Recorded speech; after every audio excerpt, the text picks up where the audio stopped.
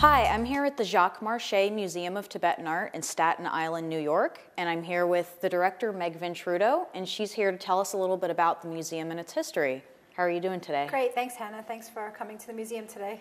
Yeah, you're welcome. It's really, really nice. I like your facility a lot. So start by telling us a little bit about who Jacques Marchais was. Well, Jacques Marchais was a remarkable American woman. She was born in 1887 and started out her life as a childhood actress. She would actually entertain in people's homes, and her acting career took her from Ohio, where she was born, to Chicago, and then to Boston, and then to New York.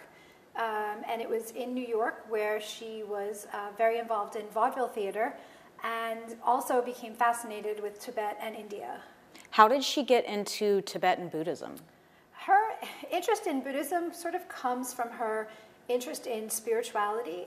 She was very interested in all types of religions, very interested in Buddhism specifically. She lived at the time between World War I and World War II and was deeply affected by how cruel things could be in the world. And so she felt that by understanding Buddhism, if people understood Buddhism, they would become more tolerant of one another. So did she get into Buddhism through some of her friends in New York? She was very friendly with a group of people that were involved in the Indian nationalist movement, so she was also very interested in Hinduism. One thing is, she never would have defined herself as a Buddhist, and at the time there were no Tibetan or Buddhist monks in the United States, so she would not have had a Buddhist teacher. However, she did collect more than 2,000 books on Tibet as a way to educate herself as much as she possibly could about Tibet and Buddhism. And what's even more fascinating is that she never traveled to Tibet. So she had just seen pictures of the Potala Palace, which is the palace of the Dalai Lamas, and she decided to create a Potala of the West.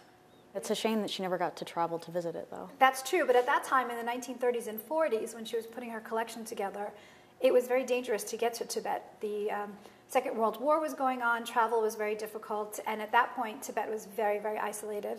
Can you tell us a little bit about the exhibits that you have here at the museum?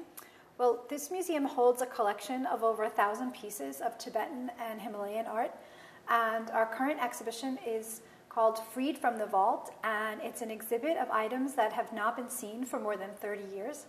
And they've literally been in the museum's vaults, and so now we've taken them out and put them on display, especially to show the scope of what Jacques Marchais collected.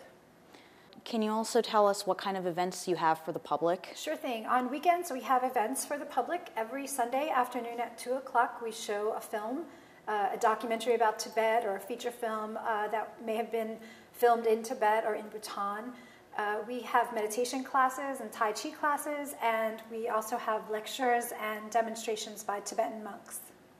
And where are you located in Staten Island? We are located at 338 Lighthouse Avenue, and our buildings are just fantastic because they are actually the oldest Himalayan-style buildings in the United States. And the last thing I want to ask you is, why do you think that this museum is culturally important for people in New York? Why should people come see it?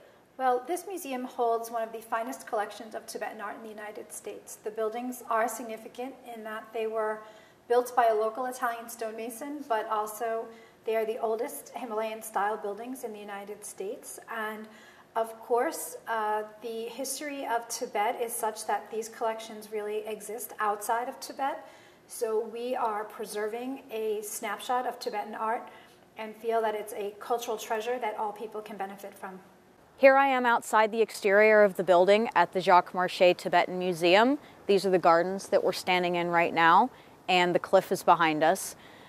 Once again, it's open Wednesday through Sunday from 1 to 5 p.m. on Lighthouse Hill. Come and see a piece of New York history for yourself.